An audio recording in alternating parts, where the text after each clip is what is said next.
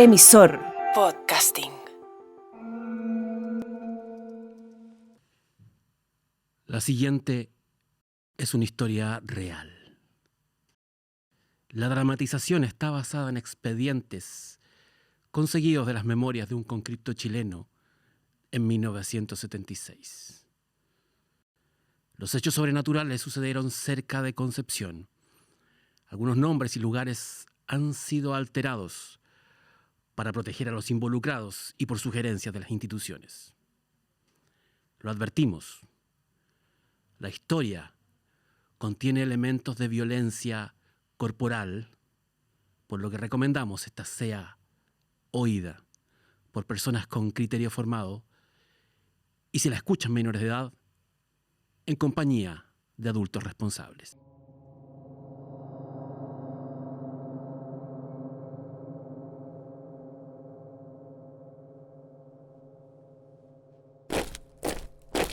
Regimiento Reforzado número 7, Concepción, mayo de 1976. Nos despertaron 1 hora antes que de costumbre. Mi cabo sonó la diana y ordenó de inmediato: Carrasco, Medina, Troncoso y Sepúlveda, agarren sus ropas y equipo de campaña. Los quiero listos y afuera en 10 minutos. El 5º mes del 2º año de mi conscripción. Mala época para que te llamara el servicio militar. Las cosas no andaban bien después de que Allende y sus ladrones se robaran el país entero y era nuestro ejército quien debía pagar por los platos rotos. Cada día mi cabo nos recalcaba que estábamos en guerra, aunque afuera, en la calle, la gente no se diera cuenta. Íbamos a estar bajo el mando del cura y del oso. El primero era un capitán joven con cara de personaje de película antigua y voz amable, demasiado para ser un oficial de su rango. Su apellido era Carmine, de ascendencia italiana, pero para nosotros solo era el cura. En el regimiento decían que antes de entrar a la milicia había estudiado para sacerdote y se rumoreaba incluso que mantenía votos de castidad. Del oso sabíamos aún menos, tanto mejor así. Ni siquiera conocíamos cuál era su rango, pero nos bastaba con tener claro que estaba por encima de conscriptos y soldados rasos. Era el gigante de los trabajos sucios. Interrogador de prisioneros, le decían con una sutileza que a la distancia y con el tiempo solo provoca una sonrisa. Era bueno en lo que hacía y su apodo no tenía nada de gratuito. Un bautizo apuntado en golpes, puños y un retorcido arsenal de fierros y cables. Nuestras órdenes para aquella mañana eran simples. El personal acantonado en el penal de la isla Santa Graciela había dejado de comunicarse con el continente. Ni desde acá ni desde allá había intercambio. Los jefes temían que podía tratarse de un motín, una revuelta en la cual marxistas detenidos tal vez habían logrado tomar control del centro. Improbable, pero era una posibilidad. Por esa razón, la Armada le pidió al ejército un pelotón de apoyo a la unidad de infantes que zarparía a inspeccionar Santa Graciela. Nosotros éramos ese pelotón. Un oficial, su mano derecha, 5 soldados y 4 conscriptos. Los marinos se van a encargar de todo. Ustedes van solo para ayudar y observar. Nada de abrir fuego, a menos que se les ordene, nos indicó el cura. El destacamento de los marinos era de respetar. 6 infantes armados hasta los dientes, el piloto del bote, su ayudante y mi capitán Arancibia, quien compartía con el cura el mando de la misión. Lo particular es que con ellos además iba un civil, un tipo grande y macizo, rubio como gringo alemán, de unos 50 años o tal vez más. ¿Será un prisionero?, le pregunté a Troncoso. No lo creo, no tiene pinta de upeliento. Además ni siquiera va esposado. Arancibia y el cura hablaron un buen rato con él antes de abordar la patrullera. Con los marxistas-leninistas nunca se sabe. Sí, pero fíjate, va bien vestido y afeitado. Los zurdos se visten como delincuentes y usan barba. Era cierto. Además, el sujeto se cubría del frío con un grueso chaquetón de cuero forrado en chiporro, demasiado caro y vistoso para un enemigo del Estado. Para mí, que es extranjero. Conozco al ayudante del piloto. Iba a mi iglesia. Troncoso era evangélico, hijo de pastor rural. Cuando estemos en la mar, le voy a preguntar por el fulano.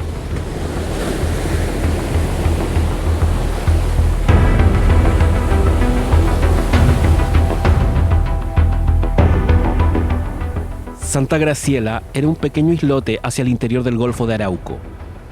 Su tamaño era de unas 5 o 6 canchas de fútbol y se levantaba a poco más de 15 kilómetros al oeste de la costa de Concepción. A comienzos del siglo XX se instaló en el lugar una estación ballenera con capitales conjuntos de Chile y Noruega. pasando después a una familia industrial de la zona. La factoría funcionó como tal hasta 1964, cuando la Armada requirió sus instalaciones para convertirlas en un centro de entrenamiento de buceo táctico. La reducción de gastos militares de 1970 obligó a abandonar la isla y así permaneció hasta mediados del 75, cuando se dispuso que el lugar fuera transformado en un penal de reclusión para prisioneros políticos de ambos sexos, en su mayoría jóvenes universitarios vinculados a movimientos de izquierda y simpatizantes de la UP, apresados en el área urbana de Concepción y Talcahuano y sus alrededores. La isla surgió en la neblina matinal como una sombra de rocas afiladas. El mar estaba en calma, así que el desembarco fue relativamente fácil. Tras dar un breve rodeo, el piloto guió a la embarcación hasta el muelle, instalado sobre lo que en el pasado habían sido las rampas de carneo de ballenas. El cura nos ordenó formarnos al final del grupo, tras los soldados del regimiento, y descender del lanchón solo después que bajase el resto. Arancibia mandó al piloto que regresara a tierra y que volviera a buscarnos mañana a la misma hora. ¿Estás seguro que no prefiere que lo espere acá, mi capitán?, preguntó el suboficial a cargo de la nave. Seguro, seguro, marcó el naval. Ya me escuchó. Regrese mañana temprano. Vamos a estar esperándolo aquí mismo. Qué raro, me comentó Carrasco. Cállate, weón, lo reté por su bien. Los oficiales nos estaban mirando. El cura, Arancibia, el oso y el civil fueron los primeros en pisar Santa Graciela. Tras ellos se adelantaron los infantes con sus fusiles sin seguro por si algo inesperado sucedía. Esos van a la guerra, comenté en voz baja. Estamos en guerra, me respondió Troncoso. A propósito, continuó, hablé con el ayudante del piloto y le pregunté por el civil. ¿Y qué te dijo? Se llama Renzo Tausek, algo así. En realidad era Renz Tauschek. Es un tipo con plata que tiene varios fundos por acá cerca, por la costa. Miró hacia el continente. ¿Y eso qué tiene que ver con esto? Espera, jetón, todavía no termino. La familia de ese sujeto fue la dueña del matadero de ballenas que había acá, antes de que la isla fuera comprada por la Armada. Conoce al revés y al derecho este lugar, incluidos pasadizos y túneles que pudieran haber usado los upelientos amotinados.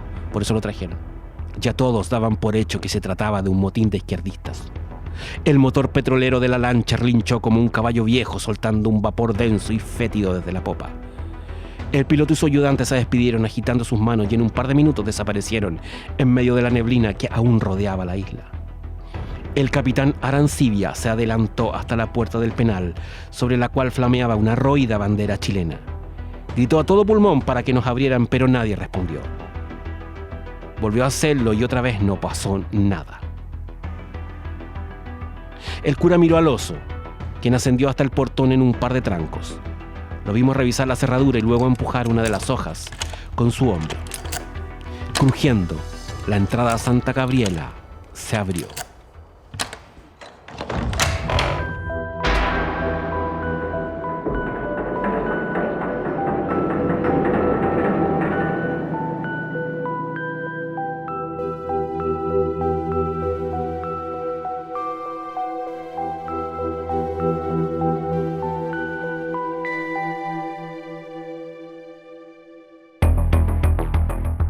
El cerrojo está roto, mi capitán, le comentó el oso al cura.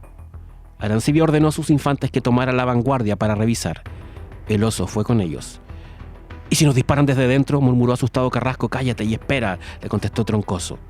El oso reapareció en la puerta y en voz alta indicó que todo estaba despejado, que podíamos pasar. Ustedes al final, nos subrayó uno de nuestros soldados. En Santa Graciela se respiraba el vacío. El lugar se sentía como una especie de enorme sepulcro colectivo, abandonados desde hacía demasiado tiempo. Mucho más que solo 9 o 10 días.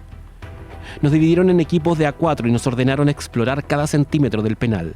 En el patio trasero nada, en el comedor nada, en los dormitorios del personal nada, en la cocina ni siquiera platos. ¿Dónde se había ido todo el mundo? 140 personas no podían ser tragadas por la tierra. ¿Había habido alguien de verdad en ese sitio? Llevábamos 3 horas en la isla y lo único que teníamos era preguntas, con más preguntas, en lugar de respuestas. ¿Existe alguna forma de comunicarnos con el continente?, preguntó el superior de los marinos. Con los muchachos vimos un teléfono y una radio en una oficina al final del corredor del segundo piso, mi capitán, contestó uno de los soldados de nuestro regimiento. Llévenos, le ordenó Arancibia. Nos aprestamos a seguir al grupo, cuando el cura nos detuvo. Conscripto Sepúlveda, me llamó. ¿Qué más falta por revisar? Unas instalaciones junto al patio, mi capitán, le respondí, enumerando luego. las barracas y los calabozos del fondo. Tome a Medina y a Troncoso, agarren unas linternas y revisen, nos ordenó. Cuando acaben, regresan con nosotros. A su orden, mi capitán. Y lleven sus fusiles cargados, pero con el seguro puesto. Sí, mi capitán. Medina reclamó todo el trayecto. Que por qué nos mandaban solos, sin soldados profesionales cubriéndonos. Eres un marica miedoso, lo hizo callar Troncoso. La barraca era un bodegón emplazado inmediatamente detrás del edificio principal, a un costado del patio descubierto. Antes de que el gobierno decidiera usar la isla como cárcel, la Marina lo utilizaba para guardar pertrechos y municiones. Desde hacía poco más de un año servía para alojar enemigos de la patria, amontonados en colchonetas húmedas. «Puta», volvió a hablar Medina, «cura de mierda». «No digáis eso, que aquí las paredes tienen oídos», le contesté. «Es eso lo que me preocupa», agregó Troncoso, «que aquí en verdad las paredes tengan oídos». «¿Por qué lo dices?» «Vos no eres hueón, Sepúlveda. Estudiaste en un buen liceo, no como nosotros. Te habrás dado cuenta que aquí hay gato encerrado y uno muy grande. Por algo mi capitán nos mandó con las armas listas y los navales andan con el culo a 2 manos. Además, ¿qué chuchas ese civil acompañándonos?». No le contesté. Medina abrió la puerta de la barraca con un golpe fuerte. Esperamos un rato y luego fui el primero en entrar, con la linterna encendida y apuntando el fusil al frente. Troncoso me siguió con el suyo hacia la retaguardia. Y nada. El lugar estaba tan vacío y solitario como el resto de la isla. Indiqué a los muchachos que bajaran sus armas y usaran sus farolas para revisar bien las esquinas y rincones. «Griten si encuentran algo», les pedí. Comencé a inspeccionar los catres amontonados en la pared izquierda.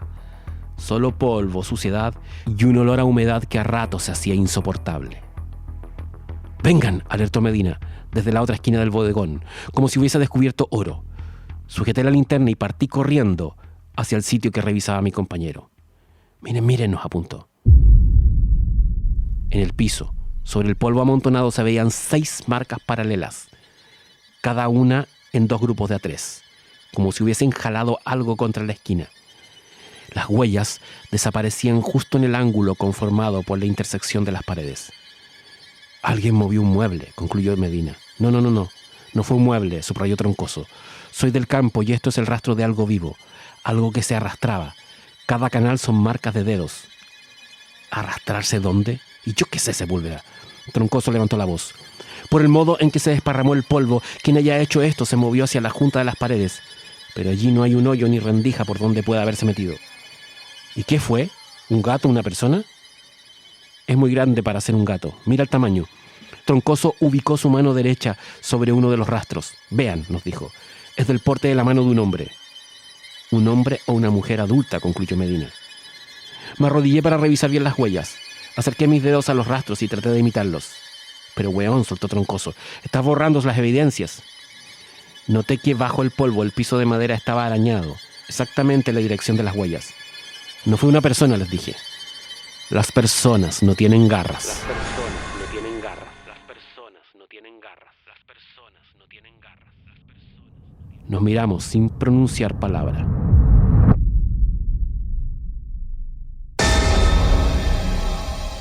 «Muchachos», nos asustó Carrasco, el cuarto del grupo, apareciendo en la puerta de la barraca. Todos giramos al mismo tiempo, apuntándolo con los faros de la linterna. «Caro de mierda, nos espantaste», le dije. «Cobarde hijitos de mamá», se burló. «Mi capitán me mandó a buscarlos, vengan, es importante». Fui el último en salir. Mi cabeza y mis ojos no podían alejarse de la idea de las garras.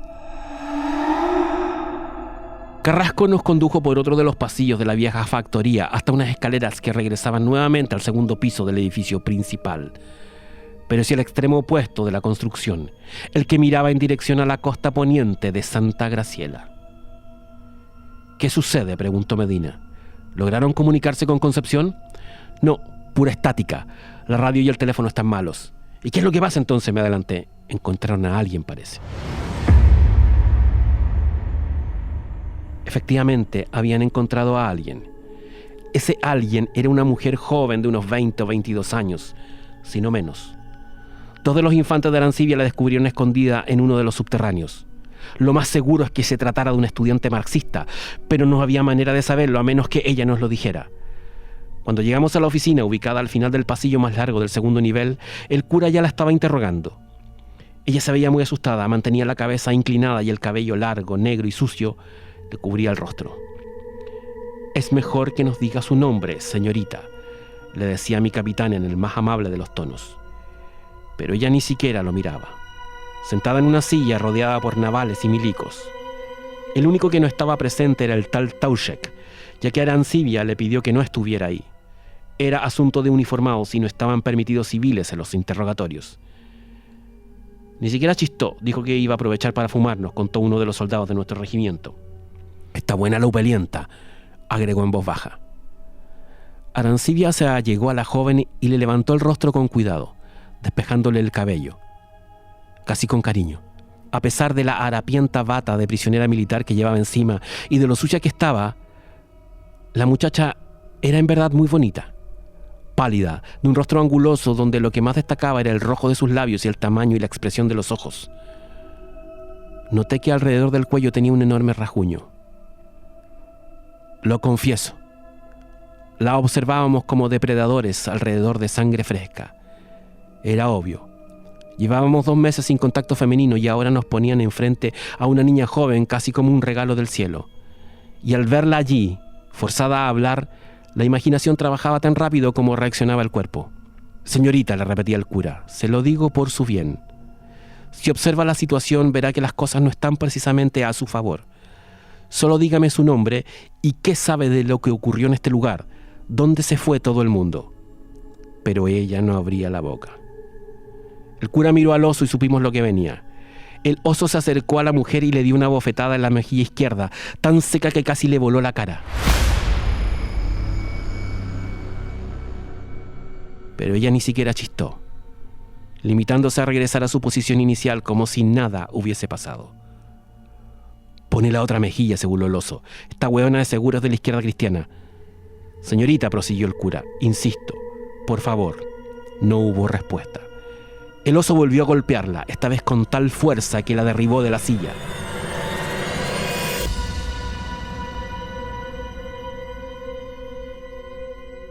Pero ella nuevamente se levantó como si nada hubiese ocurrido y regresó a su lugar. Un hilo de sangre bajó por su labio izquierdo y se deslizó por el escote. Miré a mis compañeros. Estaban rígidos. Querían más. El cura volvió a preguntarle y ella volvió a decir nada. «Que continúe su hombre, capitán Carmine», pidió Arancibia.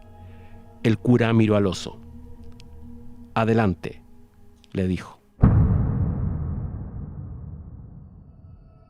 El gigante se dirigió hasta su morral de trabajo. Ante la vista de todos lo abrió y tomó de su interior un instrumento metálico en forma de tenazas, con garfios en las puntas.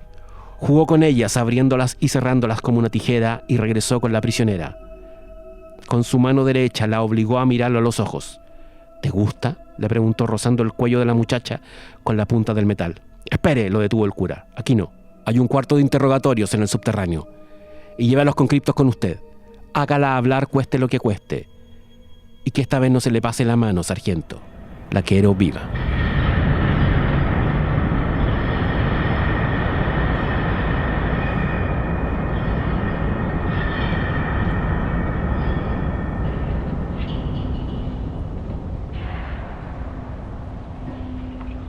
El oso le ordenó a Troncoso que cerrara la puerta y a mí que encendiera la luz del cuarto. Luego tomó a la muchacha y la puso frente al catre de trabajos, echándole la cabeza hacia atrás con un movimiento tan brusco que pensé que le había quebrado el cuello. «Sí que nos vamos a divertir», le habló en voz baja. Ella no se inmutaba y parecía estar adormecida o drogada. Observé a mis compañeros, sudaban mezcla de miedo y de excitación. El oso agarró a la detenida del brazo izquierdo y la levantó como si fuese peso muerto. Luego le arrancó la ropa, exponiéndola completamente desnuda a nuestros ojos. «Disfruten del paisaje, pendejos. Que apuesto, ninguno de ustedes ha visto a una mujer así, porque esta es de colegio privado. Educada por monjas, se nota». Se burló antes de seguir con sus órdenes. «Llénenme ese balde con agua fría. Rápido». Sin apartar sus ojos del cuerpo de la joven, Troncoso se dirigió hasta un lavatorio, empotrado en la pared contraria a la puerta, y obedeció las órdenes del oso. Después, con cuidado, para no tirar nada, acercó el balde al gigante. «Me gustan limpiecitas», pronunció el oso, mientras tomaba el recipiente y empapaba completa a la prisionera. Aunque el agua estaba muy fría, Ella no movió ni siquiera un poro. ¿Quién quiere empezar?, bramó el hombre de las preguntas y las tenazas. Aprovechen, negros, que ando generoso. Nos miramos sin atrevernos a responder. Maricas cobardes. Van a aprender de un verdadero hombre. Mientras hablaba, el oso agarró a la joven del pelo y, propinando un fuerte tirón, la dio vueltas poniéndola de espalda. Luego usó su brazo derecho para levantarla hacia él. Pero ella no gritaba. Todo lo contrario. Tras un breve silencio, la mujer empezó a reírse. A reírse, a reírse, a reírse. Y de la nada comenzó a carcajear.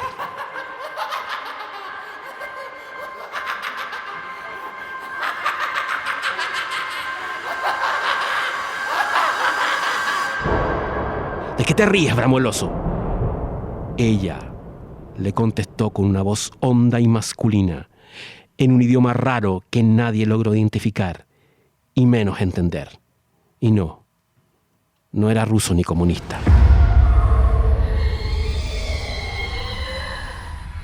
Ojalá mis palabras pudieran describir a cabalidad lo que sucedió enseguida. Pero las cosas se dieron tan rápido y la memoria es tan volátil que limitar lo visto a unas cuantas frases mal hiladas resulta imposible. Sobre todo con el miedo, las sorpresas y el horror que gobernaron un instante.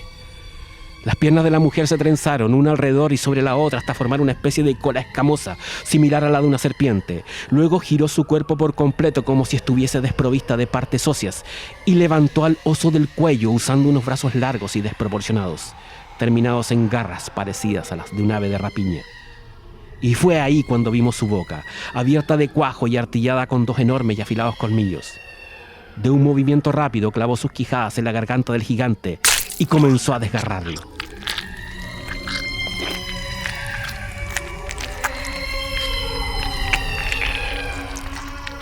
Fui el primero que atinó a reaccionar. Tomé mi fusil y abrí fuego sobre la criatura. Pero esta continuó alimentándose como si las balas no existieran. Con las uñas de su mano derecha rajó el vientre del oso y desparramó sus vísceras, dejando que algunas escurrieran sobre el piso mientras se metía otras dentro de sus quijadas, masticándolas en una repugnante obscenidad. Medina, Troncoso y Carrasco despertaron del miedo y me siguieron con los disparos. Los balazos hicieron eco en las paredes hasta quebrar el espectral silencio de la prisión.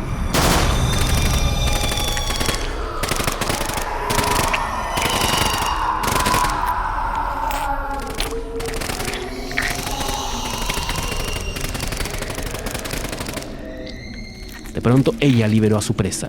Saltó hacia el más oscuro de los rincones y, emitiendo un aterrador gemido, se convirtió en una nube de polvo que buscó rápido una rendija por donde escapar.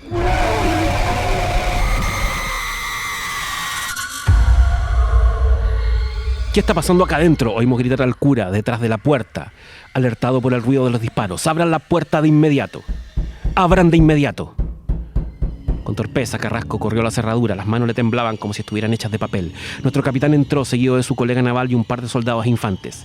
Cuando vieron los restos del oso goteando por toda la habitación, voltearon contra nosotros con la mirada inyectada.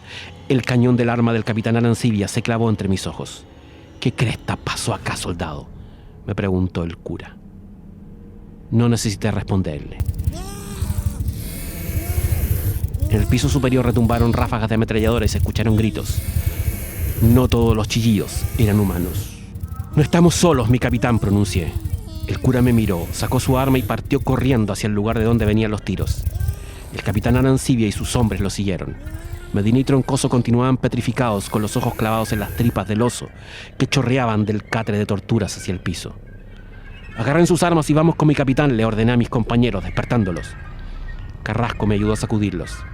La puerta del cuarto de donde vinieron los disparos estaba cerrada por dentro y para abrirla tuvimos que hacer palanca entre todos, usando fusiles y lo que encontráramos a mano. Había sido una carnicería. Los cuerpos de 4 infantes navales y 2 de nuestros soldados aparecieron descuartizados por garras y dientes. Las cabezas, brazos y torsos arrancados de cuajo y todo el lugar bañado en sangre. Arancibia no podía creer lo que estaba viendo. El cura menos.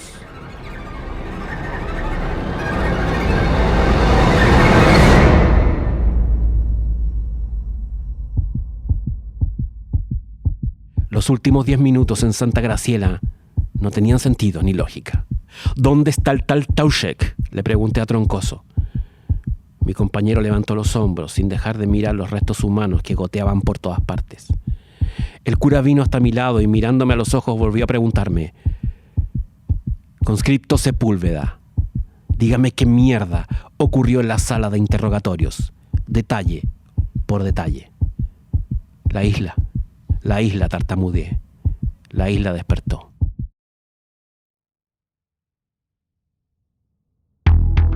Alcancé a contar la mitad de la historia, justo hasta cuando el oso comenzó a interrogar a la muchacha, o a eso que antes había sido una muchacha.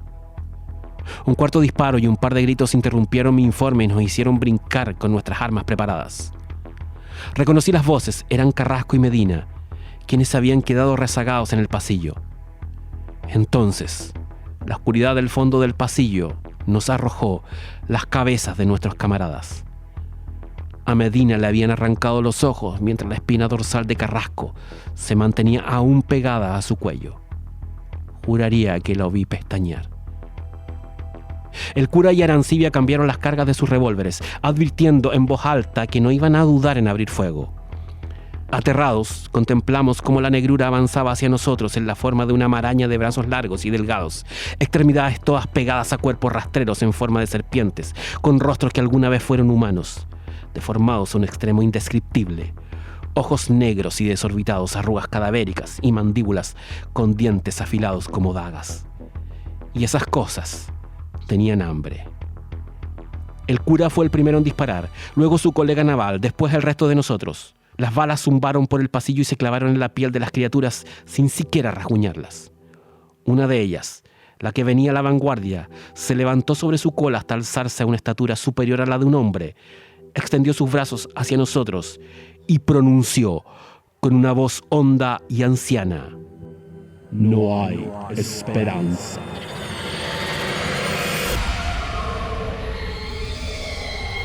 El resto de las alimañas se enrollaron alrededor suyo, listas a caer sobre nosotros. Vi garras abriéndose, bocas desencajadas, jorobas afiladas, lenguas puntiagudas y bífidas. También una llamarada que se interpuso en su camino. Las criaturas retrocedieron despavoridas, emitiendo chillidos repulsivos. Al fondo del pasillo apareció una antorcha que, trazando círculos ardientes, fue espantando a las bestias, algunas de las cuales se deslizaron bajo junturas de paredes, reduciendo sus tamaños a niveles imposibles. Otras se convirtieron en polvo y doy mis ojos a que un par tomaron la forma de arañas y huyeron veloces del pasillo. Renz Tauschek venía por nosotros, armado con fuego y una larga estaca de madera. Y no estaba solo. Por acá, nos indicó, el fuego espanta a los parásitos, pero solo por un rato. Hay que ir donde ellos no se atreven, al patio, bajo la luz del día. ¿Parásitos?, preguntó Arancibia. Es una historia complicada, mi capitán. ¿De qué está hablando? Arancibia se abalanzó sobre su invitado especial. ¿Y quiénes son ellos?, bramó, apuntando con su arma a los 6 hombres y 2 mujeres que acompañaban al civil. ¡Respondan, marxistas de mierda! El cura detuvo a su colega naval. Ya teníamos suficiente como para iniciar una pelea. Mis estimados capitanes, ya llegará tiempo para las explicaciones, siguió Tauschek. Ahora le recomiendo dejar las preguntas y traer a sus hombres, o lo que quede de sus hombres.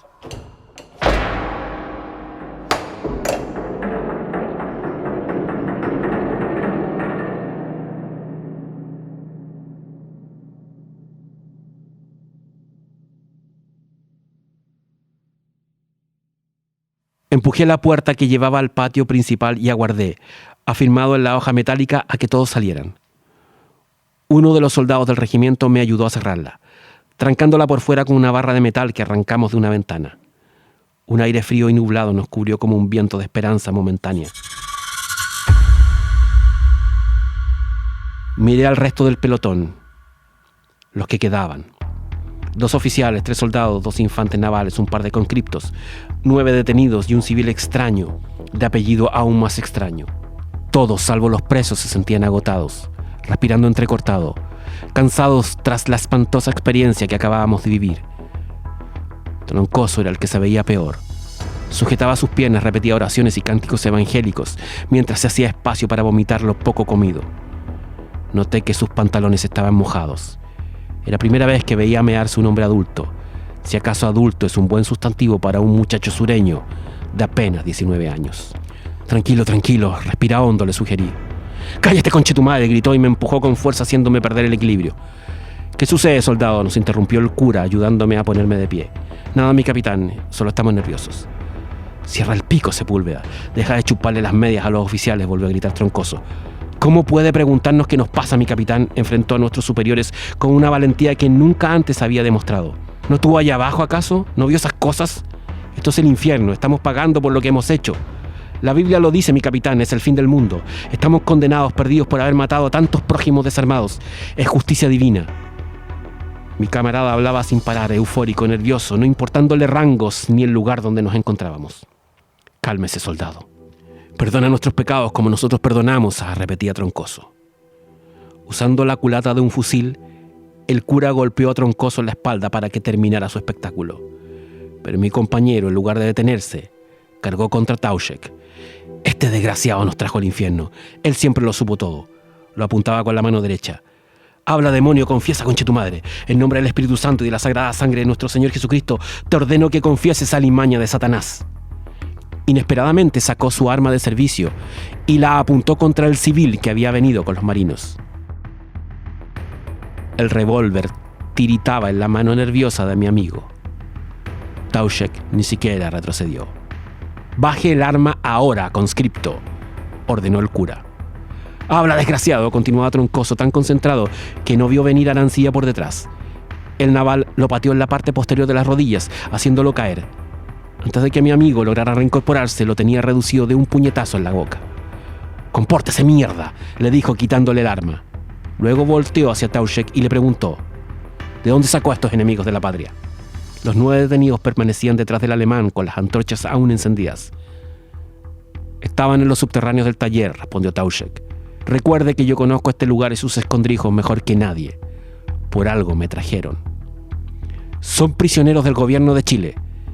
Capitán Arancibia, creo que tenemos cosas más importantes de las cuales preocuparnos que meras diferencias políticas». «Apártese», le ordenó a Tauschek. Luego se acercó a quien parecía ser el líder de los presos y lo encañonó.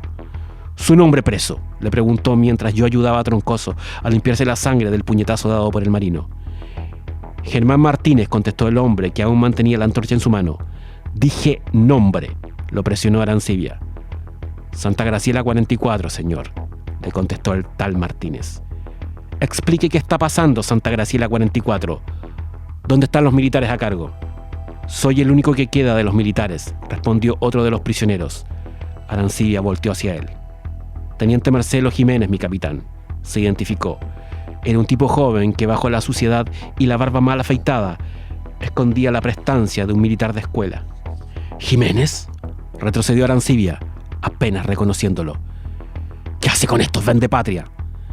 «Estos vendepatria me salvaron la vida, mi capitán». «Estos vendepatria no saben lo que es salvar una vida», se giró Arancibia apuntándolo. «Está usted cayendo en traición, mi teniente», dirigió su arma contra el colega, arriesgándose a un juicio militar. «¿Cree que me importa un juicio militar? ¿Cree que vamos a salir de aquí?», lo enfrentó el otro naval. «Malnacido traidor», Arancibia estaba furioso. «Capitán», el cura interrumpió la cena. «Creo que deberíamos escuchar a mi teniente Jiménez». Arancibia volteó con sus ojos inyectados hacia mi oficial superior. Troncoso seguía temblando y llorando en voz baja, apoyado en mi espalda. «¿Escuchar qué, mi capitán Carmine?», exclamó el marino. «Jiménez traicionó la bandera y se alió con estos malnacidos. De seguro son ellos los responsables de estas criaturas. Comunistas del demonio invocaron al diablo para detenernos, pero Dios está con nosotros. El Dios que acompaña a nuestros hombres de armas, la Virgen del Carmen, que santa es entre todas las mujeres». Arancibia, el cura siempre había sido un hombre sensato. El capitán de la armada bajó el arma e hizo un gesto de desprecio hacia Jiménez. Es rara la manera como algunos hombres disfrazan el miedo. Y Arancibia estaba tan aterrado que la única forma de disimularlo era jugando a ser el soldado perfecto. «Mi teniente Jiménez», el cura se acercó al naval que vestía como prisionero. «Tengo entendido que usted era uno de los oficiales a cargo de Santa Graciela». Segundo al mando del destacamento, mi capitán. Carmine, se identificó el cura. Mi capitán Carmine, repitió Jiménez. Mi superior era mi comodoro Alejandro Schweiger. ¿Y qué pasó con él? Ellos se lo llevaron.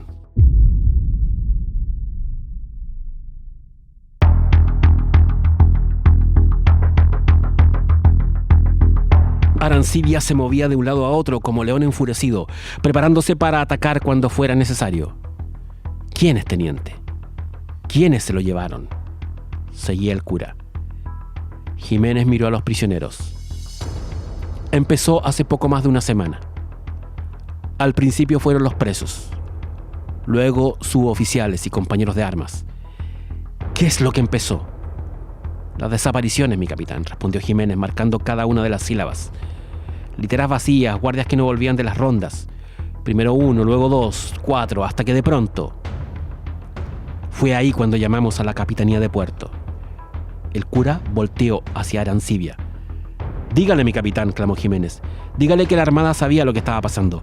«Cállate, traidor vendepatria», volvió a rugir Arancibia, dirigiéndose hacia Jiménez con el arma de Troncoso en sus manos, dispuesto a matarlo.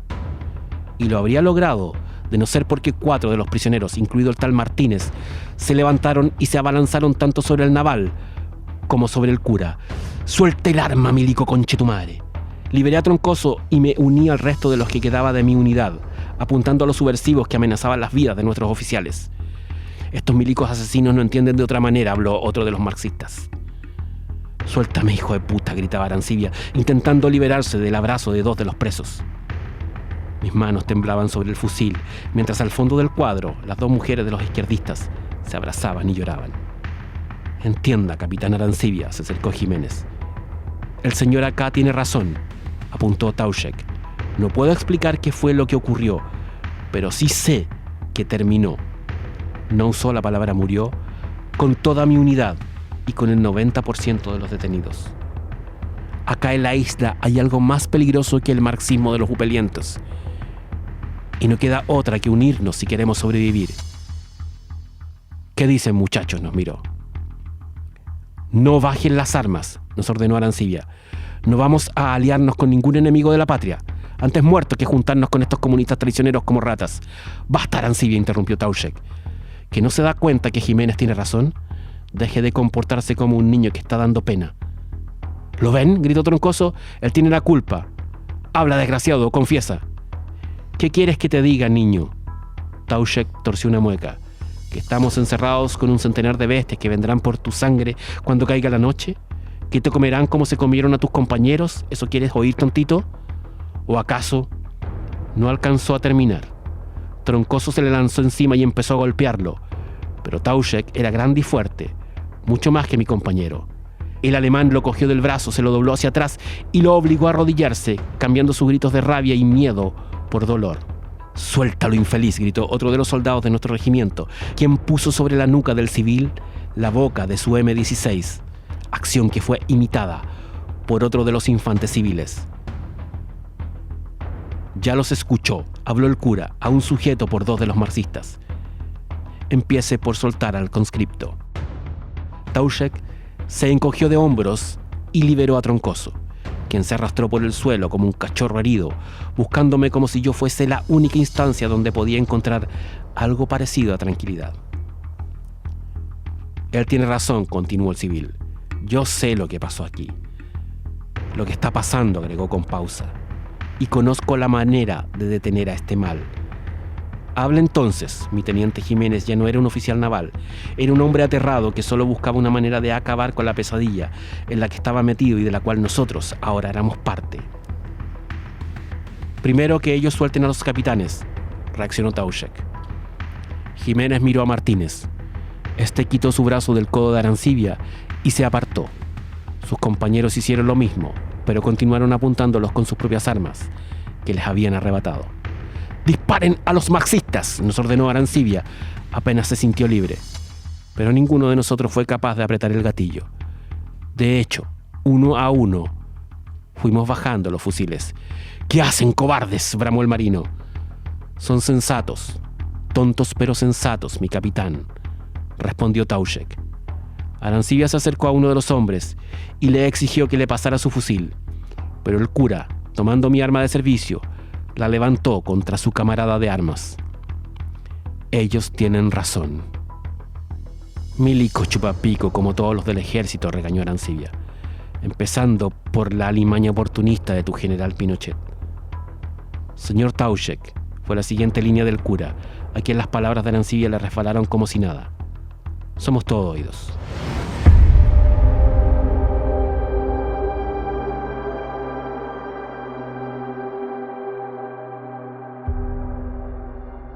Los parásitos están tan desesperados como nosotros, comenzó a informar Tauchek. Se reproducen rápido. 1 es 2, 2 es 4 y así, en orden geométrico. Supongo que entienden matemáticas, nos miró. Ni Arancibia ni el cura le respondieron. Se les está acabando el alimento, incluso han comenzado a comerse unos a otros. Quieren llegar al continente, pero no pueden atravesar el agua sin ayuda de nosotros. ¿Nosotros?, preguntó mi capitán. Seres humanos, gente viva, se explicó Tauchek. ¿Cómo es eso del agua?, continuó el cura. No conozco la razón exacta, pero estas criaturas no pueden moverse por sus propios medios, sobre o bajo agua en movimiento. Ni ríos, ni lagos, ni mares, ni... Los llamó parásitos. Así me gusta decirles, aunque quizás ustedes prefieran otro nombre, más popular, sobre todo si les gusta el cine. Vampiros. ¿Vampiros?, se burló Arancibia derrotado. Marxistas del demonio, eso es lo que son. Ojalá fueran marxistas, le respondió Jiménez, riéndose. Milico hueón, se escuchó entre los presos. Se trata de animales, mi capitán, continuó el civil que Arancibia había traído con nosotros. Seres embrionarios que se apropian del cuerpo de un ser vivo y lo transforman en alguna clase extraña de abominación que no está viva ni muerta. Se alimentan de sangre y de los órganos internos de los vivos. Nos licúan.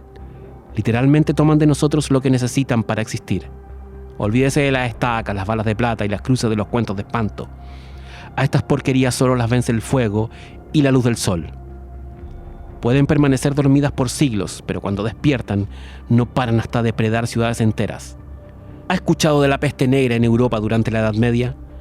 Digamos que fue una buena manera de ocultar y disfrazar lo que en verdad ocurrió. La plaga fue real, pero no la trajeron precisamente las ratas. El alemán miró al cielo. ¿Y cómo llegaron acá?, preguntó el cura. Y ni siquiera pone en duda mis palabras, mi capitán, respondió Tauchek, con una pregunta que él mismo se contestó. Por supuesto, escuché que usted antes fue sacerdote, un hombre de fe. Quizás ya escuchó historias parecidas. ¿Todavía cree en Dios, capitán Carmine? Eso a usted no le importa. Respuesta equivocada, pero da lo mismo. A ellos, a estas alimañas, no les importa nada, salvo beberse nuestra sangre y la del planeta entero. Al igual que con usted, para los parásitos, Dios es solo una palabra de 4 letras. Arancibia permanecía frío como una piedra. Me fijé en cómo temblaba su mano derecha. Estaba conteniéndose para no explotar. Deje de dar rodeos y responda, señor Tauchek, levantó la voz el cura. Ellos han existido desde que el mundo es mundo. Y buena parte de su supervivencia se ha debido a que han logrado permanecer ocultos, refugiándose en las leyendas y mitos, en las creencias y el lado más profundo e ignorante del pueblo. A medida que la humanidad fue avanzando, ellos cimentaban más el secreto de su existencia, presentes solo los rumores de las clases más bajas. Y supieron sacar provecho de aquello. Su fuerza y su poder radicaron en que nadie creía en ellos. Pero a fines del siglo XIX ocurrió algo que los asustó. En Europa empezaron a producirse revoluciones sociales y las clases altas fueron reemplazadas por gobiernos de la calle y los campos. Y este nuevo poder arrastró consigo a los rumores y relatos orales que les servían de refugio. Con la aristocracia y las clases cultas casi exterminadas, se vieron amenazados. La ignorancia del pueblo es conocimiento para exterminar monstruos. Así que algunos escaparon del viejo mundo hacia tierras donde eso que los idealistas más ingenuos llaman injusticia social se encargaría de mantener a los creyentes e indigentes a raya. Así llegaron a este lado del planeta y se desparramaron por el continente, mezclándose con los seres de nuestro folclore, formando colonias en espera del momento propicio para salir a la luz. ¿De qué está hablando? Me preguntó troncoso entre sus lloriqueos. Cállate. Mientras se dio en Chile una tradición de gobierno más bien conservadores y elitista, seguimos oyendo a Tauchek. Ellos se mantuvieron ocultos, haciendo de las suyas entre las sombras, bajo la cordillera, los bosques e islas patagónicas, sin que nadie les pusiera atención. Pero cuando Allende subió al poder y los upelientos pensaron que podían tomar las riendas de la nación, los parásitos se asustaron. Sabían que con el vulgo arriba las creencias también subían hasta hacerse peligrosamente reales. Y tal como ocurrió en Europa, su miedo se transformó en desesperación. Empezaron a cometer errores como adentrarse a los pueblos a cazar, raptar personas, atacar caravanas, mutilar animales, todo con la idea de crecer en número y convertirse en una fuerza considerable en caso de llamar demasiado la atención. Puede parecerle chistoso, mi capitán, pero el verdadero peligro de los gobiernos populares como la UP de Allende está en los mitos que el pueblo trae consigo, no en las revoluciones de 3 semanas. El folclore es harto más peligroso que un montón de cantautores vestidos de lana morada con ideas ridículas.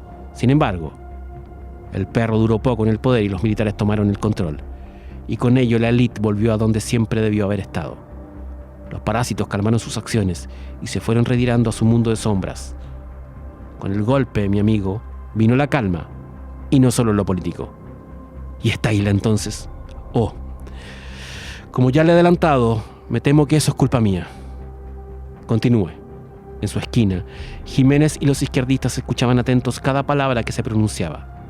Las mujeres seguían abrazadas y llorando. Los Tauchek llegamos de Alemania durante la colonización de 1880. Mi abuelo trajo muchos bienes consigo, pero también algunos secretos. Uno de ellos estuvo oculto en un baúl en el sótano de nuestra casa patronal durante muchos años, con la prohibición de ser abierto. Mi padre me advirtió, porque así lo hizo su padre con él, que de romperse los cerrojos una maldición sería desatada sobre nuestro clan. No era cuestión de reglas, sino de tradición. Ya le adelanté algo. Estas criaturas se asustaron con las revoluciones de la UP, y lo que mis antepasados ocultaron en la caja despertó, pidiendo ser liberada. Mandé a mi capataz a enterrar el cofre, pero no conté con la curiosidad de... Se detuvo y tragó aire. Con la curiosidad de mi propio hijo, subrayó enseguida. El idiota abrió los cerrojos y lo que salió del interior se apropió de su cuerpo, convirtiéndolo en un monstruo no muy diferente de los que acaban de ver. El cofre incluía además una serie de escritos y manuscritos con información acerca de estos seres y secretos para controlarlos y contenerlos. Básicamente todo lo que acabo de revelarles. La voz de Tauchek empezó a hacerse más pausada, como si estuviera meditando. En fin, pareció dudar. Tras perseguir por meses a lo que había sido mi hijo, le tendimos una trampa. ¿Qué clase de trampa?, preguntó el cura.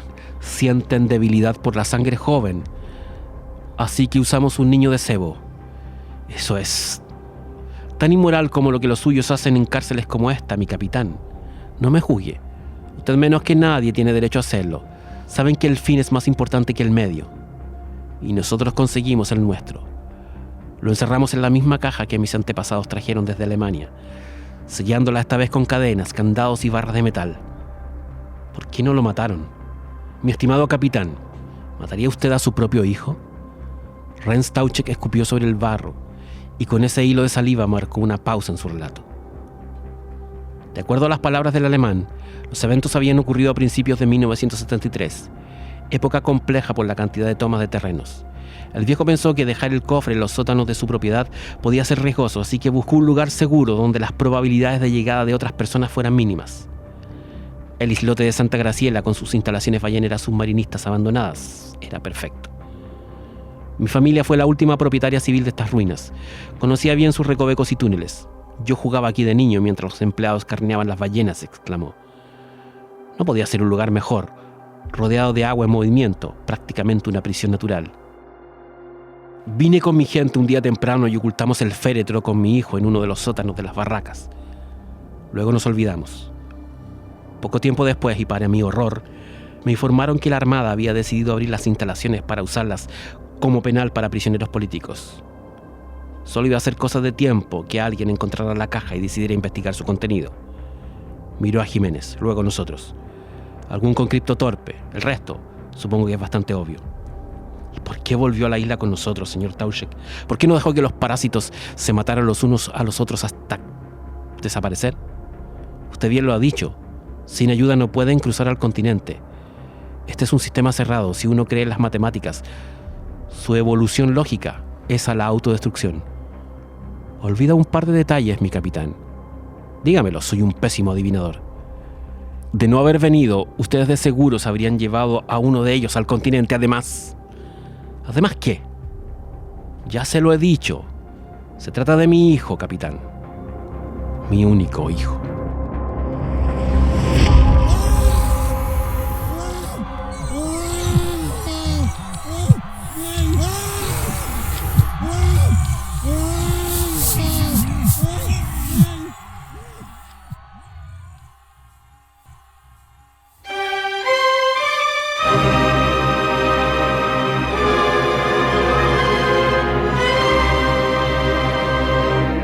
Esta es una historia original, pero ¿acaso no todas lo son?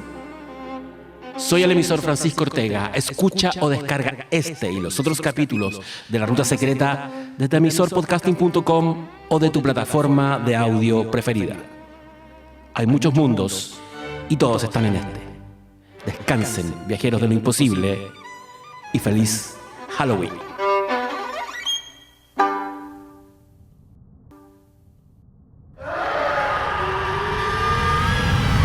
Este podcast especial de Halloween de La Ruta Secreta es una producción de Emisor Podcasting. Diseño sonoro, Francisco Tapia Robles. Emisor Podcasting.